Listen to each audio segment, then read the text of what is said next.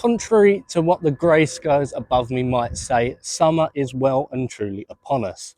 And so it only seems right that I take a dip into the open-top Roadster toy box. And I've pulled out an absolute gem. Hello and welcome to the Austin-Healey Sprite. The Healey Sprite arguably started the movement and love for small, lightweight, minimalist sports roadsters. A real less is more car. Today I'm going to have a little bit of a look around this example, under the bonnet, inside, and then I'm going to take it out on the road and talk to you a little bit about what I think of it.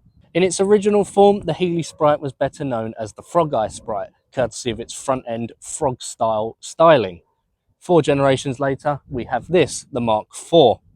Twinned with the MG Midget Mk2, it has an updated body style, a bigger 1275cc engine, and for the first time, a folding soft top roof rather than just a straight up removable unit.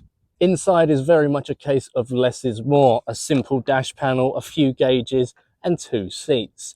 It's a nice place to be, and this particular example has been fitted with some lovely trimmed bucket seats. Overall, I have no complaints in here. When first introduced, the Mk1 Sprites were boasting a 948cc 4-cylinder unit, good for around 59 brake horsepower. By the end of production, all Sprites were fitted with a 1275cc engine derived from the Mini, good for around 65 brake horsepower. And whilst this was respectable and performance was good, there was actually a lower performance figure here than in the Minis this engine was taken from. So, while we have our annual 10 minutes of dry weather, I thought we'd take the Sprite out.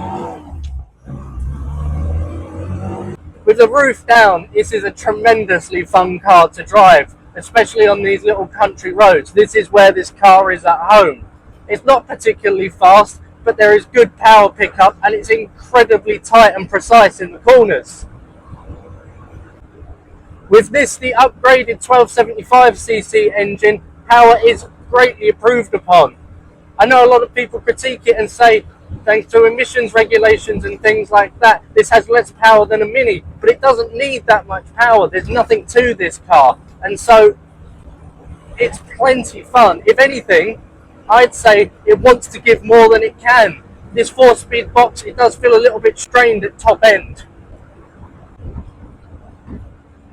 Ride quality certainly leaves a little something to be desired. You do feel every lump and bump in the road.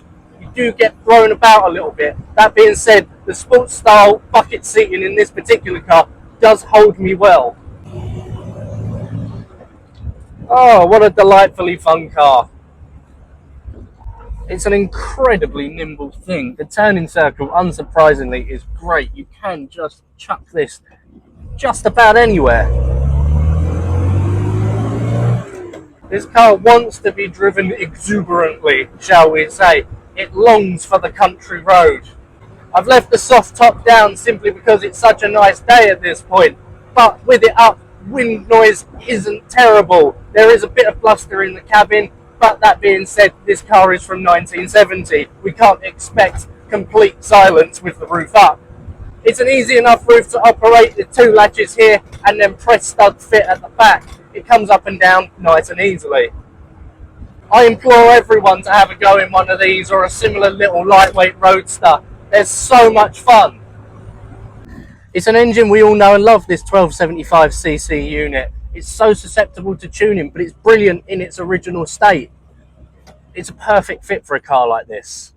So, what do I think of the Austin-Healey Sprite? Well, I'm impressed to say the least. Comfortable, fun to drive, well styled. It's a very good case of a simple, lightweight, basic sports roadster.